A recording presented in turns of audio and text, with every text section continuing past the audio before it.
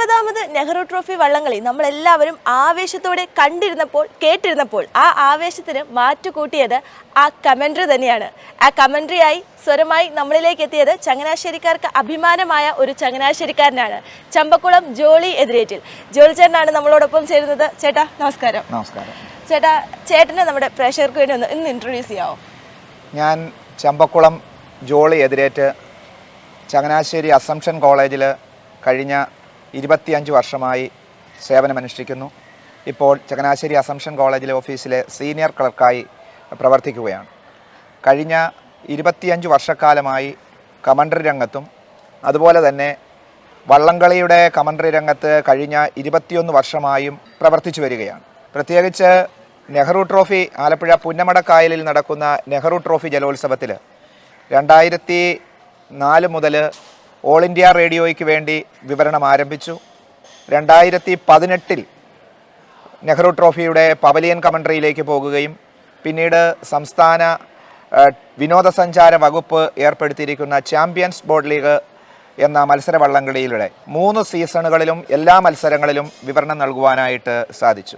ഈ ഒരു കമൻട്രി രംഗത്തേക്കുള്ള ഒരു വരവ്, കാരണം രണ്ടും സാർ ചെയ്യുന്ന 2 ഡിഫറെൻറ്റ് പ്രൊഫഷനുകളാണ്. ഒന്ന് ഒരു ക്ലർക്കായിട്ട് വർക്ക് ചെയ്യുന്നു, ഒപ്പം കമൻട്രി അതുപോലെ തന്നെ കൊണ്ടുപോകുന്നു. എങ്ങനെയാണ് ഈ ഒരു വരവ്? അത് ചങ്ങനാശ്ശേരി അസംഷൻ കോളേജിൽ ഞാൻ 1999 ജോലിക്ക് പ്രവേശിക്കുന്നതാണ്.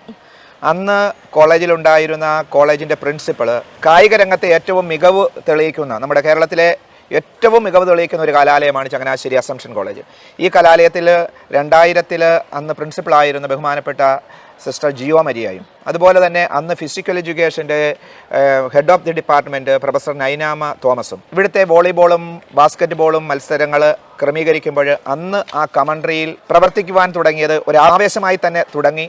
അത് ഇവിടെയുള്ള അധ്യാപകരും എൻ്റെ സഹപ്രവർത്തകരും അതുപോലെ തന്നെ ഫിസിക്കൽ എഡ്യൂക്കേഷനും മാനേജ്മെൻറ്റും ഒക്കെ ആ ഓരോ വർഷങ്ങളിൽ വരുന്ന കമൻട്രിക്ക് പ്രോത്സാഹനം തന്നു. കുറച്ച് സമയമെങ്കിലും അല്ലെങ്കിൽ അതിൻ്റെ നല്ലൊരു കമൻട്രി നൽകുവാനായിട്ട് ഇവിടുന്ന് തുടക്കമായി. പിന്നീട് ചമ്പക്കുളം മൂലം ജലോത്സവത്തിൽ വിവരണം തുടങ്ങുന്നു. Champakulam Porukkara central school CMI സഭയുടെ കീഴിലുള്ള പോരൂക്കര ബാസ്ക്കറ്റ് ബോൾ ടൂർണമെൻറ്റ് നീണ്ട ദിവസങ്ങൾ നീണ്ടു നിൽക്കുന്ന മത്സരമാണ്. അവിടെയും കമൻട്രി തുടങ്ങി. അങ്ങനെ ആ കമൻട്രിയുടെ ബാലപാഠങ്ങൾ അവിടെ നിന്ന് പഠിച്ചു. വീണ്ടും നീണ്ട വർഷങ്ങൾ ഇതിന് നമുക്ക് എല്ലാ സ്ഥലങ്ങളിലും 2004 മുതൽ വള്ളംകളികളിൽ എല്ലാ സ്ഥലങ്ങളിലും കമൻട്രിക്ക് വേണ്ടി ഓരോരുത്തരും വിളിക്കും പോകും. അങ്ങനെ അതിൻ്റെ ഒരു നല്ലൊരു മൂർച്ഛന്യാവസ്ഥയിലാണ് 70ാമത് നെഹ്റു ട്രോഫിയുടെ കമൻട്രി ബോക്സിൽ നിന്നുകൊണ്ട് ഓഡിയൻസിന് വേണ്ടി അല്ലെങ്കിൽ കമൻട്രി നൽകുവാനായിട്ട് പുന്നമടയുടെ ഫിനിഷിംഗ് പോയിന്റിൽ നിന്നുകൊണ്ട് സാധിച്ചത്. ഈ കമൻട്രി പറയുക എന്ന് പറഞ്ഞാൽ അത്ര എളുപ്പമുള്ള ഒരു കാര്യമല്ല. ഇങ്ങനെ കണ്ടിന്യൂസ് ആയിട്ട് സംസാരിക്കാം. വള്ളംകളിയുടെ ഒരു ആവേശം നമ്മളിലേക്ക് കിട്ടുന്നത് ഈ കമൻട്രി പറയുമ്പോഴാണ്. ഇപ്പം ഇത്രയും ഒരു വാക്ക് സമ്പത്ത് അല്ലെങ്കിൽ ഇത്രയും ആ ഒരു വെക്കാബുലറി സാർ എങ്ങനെയാണ്, വായനയിലൂടെയാണ് എങ്ങനെയാണ് നേടിയെടുത്തത്?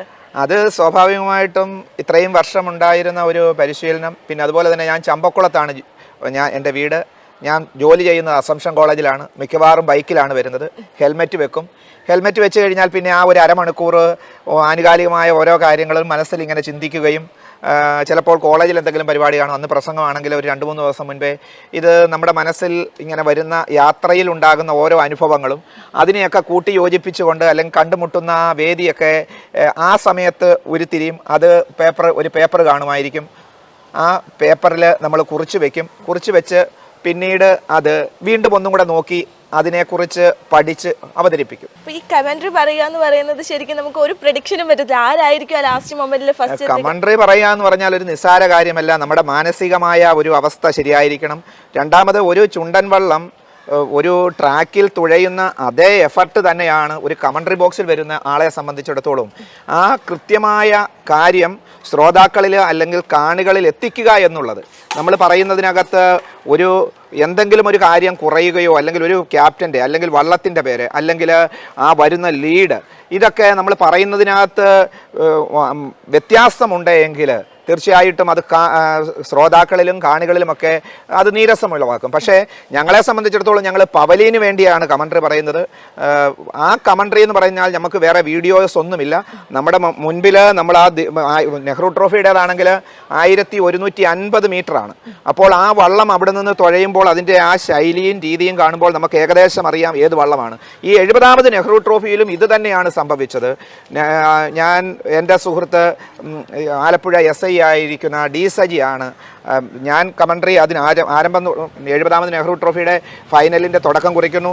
ഡി സജിയിലേക്ക് മൈക്ക് പോകുന്നു. ഡി സജി തിരിച്ച് മൈക്ക് തന്നു കഴിയുമ്പോൾ ഏതാണ്ട് ഒരു 300 മീറ്റർ 400 മീറ്ററിനടുത്താണ്. ആ സമയത്ത് നമുക്ക് കൃത്യമായിട്ട് ക്യാപ്റ്റന്മാരുടെയോ വേറെ ഒന്നും പറയാൻ പറ്റില്ല, അതിനുള്ള സമയമില്ല. അതുകൊണ്ട് തന്നെ നമ്മൾ കൃത്യമായ വള്ളവും ട്രാക്കും ആ തുഴയുന്ന ടീമും കൃത്യമായി പറഞ്ഞ് അവതരിപ്പിക്കാൻ സാധിച്ചു എന്നുള്ളതാണ് ഏറ്റവും ഒരു സന്തോഷം തരുന്ന ഒരു അനുഭവം. സാർ, ഇപ്പോൾ ഏകദേശം 25 വർഷത്തോളമായി കമന്ററി രംഗത്ത് നിൽക്കുന്നത്. മറക്കാനാവാത്തൊരു എക്സ്പീരിയൻസ് അങ്ങനെ എന്തെങ്കിലും ഉണ്ടായിട്ടുണ്ടോ? മറക്കാനാവാത്ത എക്സ്പീരിയൻസ് പറയുന്നത് എൻ്റെ ഈ വർഷം നടന്ന പായിപ്പാട്ട് ജലോത്സവത്തിലും ഇതുപോലെ ഒരു അനുഭവമായിരുന്നു. കൃത്യമായ ഒരു ടൈറ്റ് മത്സരം. ആലപ്പുഴ പുന്നമടക്കായലിലെ നെഹ്റു ട്രോഫിയുടെ ചരിത്രത്തിൽ നാളിതുവരെ ഇതേപോലെ ഒരു ഫിനിഷിങ് കണ്ടിട്ടില്ല. അത് തന്നെ ഈ ട്രയൽ ഞാനൊന്നിനും പോയിട്ടില്ല, എങ്കിൽ തന്നെയും ഈ വള്ളംകളിയെക്കുറിച്ചൊക്കെ വീക്ഷിച്ചിട്ട് ഇത്തവണ ഒരു തീ പാറുന്ന മത്സരമായിരിക്കും സംഭവിക്കുക എന്ന് പറഞ്ഞു. കഴിഞ്ഞ വർഷം കുമരകം ടൗൺ ബോട്ട് ക്ലബ്ബ് തുഴഞ്ഞ ചമ്പക്കുളം ചുണ്ടൻ 6 മൈക്രോ സെക്കൻഡിനാണ് 4 മിനിറ്റ് 21.22 സെക്കൻഡിന് കാരിച്ചാൽ PBC തുഴഞ്ഞ കാരിച്ചാൽ കടന്നുപോയപ്പോൾ ചമ്പക്കുളം കടന്നുപോയത് 4 മിനിറ്റ് 21.28 സെക്കൻഡാണ്. 6 മൈക്രോ സെക്കൻഡിനാണ് അവർ കടന്നുപോയത്. വീണ്ടും മൂന്നാം സ്ഥാനത്ത് വന്ന വള്ളം 4 മിനിറ്റ് 22.22 സെക്കൻഡും 4ാം സ്ഥാനത്ത് വന്ന വള്ളം 4 മിനിറ്റ് 22.56 സെക്കൻഡ് കൊണ്ടും കടന്നുപോയി. എന്നാൽ ഈ വർഷത്തെ 70ാമത് നെഹ്റു ട്രോഫി 2024 നടന്നപ്പോൾ ആ നെഹ്റു ട്രോഫിയിൽ 4 മിനിറ്റ് 14.35 സെക്കൻഡ് കൊണ്ടാണ് ഹീറ്റ്സിൽ കാരിച്ചാൽ കടന്നുപോയത്. അത് നിലവിലുണ്ടായിരുന്ന 2017 പായിപ്പാട് ചുണ്ടൻ അന്ന് തുഴഞ്ഞത് വേമ്പനാട് ബോട്ട് ക്ലബ്ബാണ്. അവരുടേതായിരുന്നു നിലവിലെ ഏറ്റവും കുറഞ്ഞ സമയം. 4 മിനിറ്റ് 14.82 സെക്കൻഡ് കൊണ്ടാണ് വേമ്പനാട് ബോട്ട് ക്ലബ്ബ് 2017 ഹീറ്റ്സിൽ വിജയിക്കുന്നത്. പക്ഷേ ഫൈനലിൽ അവർക്ക് വിജയിക്കുവാൻ സാധിച്ചില്ല. എങ്കിലും ഏറ്റവും വേഗത കൂടിയ ഒരു വള്ളമായി അല്ലെങ്കിൽ ടീമായി ഇന്ന് പള്ളാത്തുരുത്തി ബോട്ട് ക്ലബ്ബും അതുപോലെ തന്നെ കാരിച്ചാൽ ചുണ്ടനും മാറുകയാണ്. കാരിച്ചാൽ ചുണ്ടനാണ് ഏറ്റവും കൂടുതൽ തവണ നെഹ്റു ട്രോഫി നേടിയിട്ടുള്ളത്. 15 തവണയായിരുന്നു അവരുടെ പേരിൽ എഴുതി ചേർക്കപ്പെട്ടിരുന്നത്. ഇത്തവണത്തെ നെഹ്റു ട്രോഫിയും കൂടി അത് 16 എന്ന് ആക്കുകയാണ്. സാർ, ഈ ആവേശം നിറയ്ക്കുന്ന വള്ളംകളിയിലല്ലാതെ മറ്റേതൊക്കെ രംഗത്തിലാണ് കമന്ററിയുമായിട്ട് മുന്നോട്ട് വന്നിട്ടുള്ളത്? വള്ളംകളി അല്ലാതെ ബാസ്കറ്റ് ബോള്, വോളിബോള്, ഇപ്പോൾ ഒരു 2 ആഴ്ച മുൻപേ FOCC അതായത് ഫേസ് ഓഫ് ചങ്ങനാശ്ശേരി ക്ലബ് എന്ന പേരിൽ തുടങ്ങിയിരിക്കുന്നവർ നമ്മുടെ കങ്ങഴയിൽ ഒരു ക്രിക്കറ്റ് ടൂർണമെൻ്റ് ഉണ്ടായിരുന്നു കഴിഞ്ഞ ഒരാഴ്ചയ്ക്ക് മുൻപ്. അന്ന് അവർ എന്നെ കമൻട്രിക്ക് വിളിക്കുകയും അവിടെ പോയി കമൻട്രി അവതരിപ്പിക്കുകയും ചെയ്തു. അവർ വളരെ സന്തോഷത്തോടു കൂടി അവർ സ്വീകരിച്ചു. ചങ്ങനാശ്ശേരിക്കാർക്ക് അഭിമാനിക്കാൻ ഈ വർഷം നെഹ്റു ട്രോഫി വള്ളംകളിയിൽ സാറുണ്ടായിരുന്നു. ഒപ്പം ചങ്ങനാശ്ശേരി ബോട്ട് ക്ലബിന് വേണ്ടി ഒരു ബോട്ടും മത്സരിച്ചിരുന്നു. സാർ, CBC ബോട്ട് ക്ലബ്ബ് ഈ വർഷം ആദ്യമായിട്ട് മത്സരിക്കുകയാണ്. അത് CBC boat club, Changanassery boat club ഏറെ മികച്ച പ്രകടനമാണ് 2024 70ാമത് നെഹ്റു ട്രോഫിയിൽ അവരുടെ പ്രകടനം ഉണ്ടായത്. കാരണം ആ മത്സരത്തിൻ്റെ ആദ്യം വരുന്നവരൊന്നും ജയിക്കണമെന്നില്ല. പക്ഷേ CBCയെ സംബന്ധിച്ചിടത്തോളം സണ്ണി ഇടിമണ്ണിക്കൽ ക്യാപ്റ്റനായിട്ട് കടന്നു വന്ന വള്ളം 1979 യുണൈറ്റഡ് ബോട്ട് ക്ലബ്ബ് കൈനകരി പുന്നമടയിൽ പണ്ഡിറ്റ്ജിയുടെ കയ്യൊപ്പ് പതിഞ്ഞ വെള്ളിക്കപ്പ് സ്വന്തമാക്കിയതാണ്. എങ്കിൽ അവരുടെ ആ ട്രോഫി നേടുന്ന ഒരു വർഷം തന്നെ നെഹ്റു ട്രോഫിയുടെ ചരിത്രത്തിലെ ഏറ്റവും നിർണായകമായ ഏറ്റവും സ്വാധീനമുള്ള ഒരു കാര്യമാണ് മാസ്റ്ററിൽ എന്ന് പറയുന്നത്. ലോകം മുഴുവൻ ഏതാണ്ട് 1900 കായിക താരങ്ങൾ ഒരേ സമയം മാസ്റ്ററിലിന് നേതൃത്വം നൽകുന്ന ആളുടെ ആ വിസിലിൻ്റെ ആ സ്വരത്തിൽ തുഴകൾ ഉപയോഗിച്ചുകൊണ്ട് പല കാര്യങ്ങളും കാണിക്കുന്നത് ലോകമെമ്പാടും നിറഞ്ഞു നിൽക്കുന്നതാണ്. അങ്ങനെ ഈ മാസ്റ്ററിലിന് തുടക്കം കുറിച്ചത് CK സദാശിവൻ എന്ന MLA ആണ്. അദ്ദേഹത്തിൻ്റെ നേതൃത്വത്തിൽ 1979 UBC കൈനകരി വിജയിപ്പിച്ച വള്ളമാണ് ആയാപറമ്പ് വലിയ ദിവാഞ്ചിയെങ്കിൽ ഈ 2023 വള്ളംകളികളുടെ തുടക്കമാകുന്ന മൂലം ജലോത്സവത്തിൽ വിജയിച്ച വള്ളവുമാണ്. ചങ്ങനാശ്ശേരിക്കാരെ സംബന്ധിച്ചിടത്തോളം അഭിമാനിക്കാം. അവർ 3ാം സ്ഥാനത്തേക്കുള്ള ആ കാറ്റഗറിയിലാണ് വന്നത്. എങ്കിലും അവർ ആ മത്സരത്തിൽ വിജയിക്കുന്നു, വള്ളപ്പാടുകൾക്ക് വിജയിക്കുന്നു. അതൊരു ഭയങ്കര സ്പിരിറ്റാണ്. ചങ്ങനാശ്ശേരി ക്ലബിനെ സംബന്ധിച്ചിടത്തോളം അവർ ക്യാൻസർ മേഖലയിലുള്ള രോഗികൾക്ക് അവരെ സഹായിക്കുക എന്നുള്ള ലക്ഷ്യത്തോടു കൂടിയാണ് അവർ ഈ വള്ളംകളിയിലേക്ക് ഇറങ്ങിയിരിക്കുന്നതും. സണ്ണി ഇടിമണ്ണിക്കലിൻ്റെയും അതുപോലെ തന്നെ മീഡിയ വില്ലേജിൻ്റെയും ഒക്കെ നേതൃത്വത്തിൽ അതിനുവേണ്ട പ്രോത്സാഹനം എന്നോണക്കാണ് അവർ ഈ വള്ളംകളിയിലേക്ക് എടുത്തു വന്നിരിക്കുന്നത്. തീർച്ചയായും അടുത്ത വർഷങ്ങളിൽ മികച്ച പ്രകടനം കാഴ്ചവെക്കുവാൻ സാധിക്കും എന്നുള്ളതിൽ സംശയമില്ല. ഏതായാലും സണ്ണി ഇടിമണ്ണിക്കലിനും ചങ്ങനാശ്ശേരി CBC CBCയ്ക്കും ഈ വള്ളംകളി മേഖലയ്ക്ക് കുട്ടനാടിന്റെ വികാരവും കുട്ടനാടിന്റെ താളവും താളത്തുടുപ്പും ഈ വള്ളംകളി എന്ന് പറയുന്നത് എല്ലാവരെയും തോളോട് തോൾ ചേർത്ത് പിടിക്കുന്നതാണ്. അതായത് നാനാജാതി മതസ്ഥരായ ആളുകളെ സ്നേഹത്തോടുകൂടി എന്തെല്ലാം പ്രശ്നങ്ങളുണ്ടെങ്കിലും അവിടെയെല്ലാം തോളോട് തോൾ ചേർത്ത് പിടിക്കുന്നതാണ്. മറ്റൊരു ഇവന്റിലേക്ക് ഇറങ്ങുന്നത് പോലെയല്ല. ഏതാണ്ട് 100-ൽ പരം കായിക താരങ്ങളെ ഒരേ സമയം പരിശീലനം കൊടുത്തുകൊണ്ട് ഇതുപോലെ ഒരു മേഖലയിലേക്ക് ഇറങ്ങുമ്പോൾ തീർച്ചയായും ചങ്ങനാശ്ശേരി CBSEക്ക് എല്ലാവിധ അഭിനന്ദനങ്ങളും നൽകുന്നു.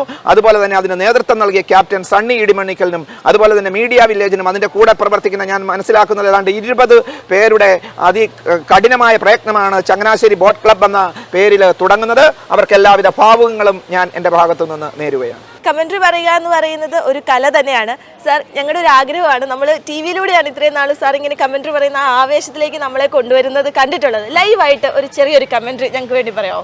ആലപ്പുഴ പുന്നമടക്കായലിൽ നടക്കുന്ന 70ാമത് നെഹ്റു ട്രോഫി ജലോത്സവത്തിന്റെ ഫിനിഷിംഗ് പോയിന്റിലേക്ക് 4 ജലരാജാക്കന്മാർ വരികയാണ്.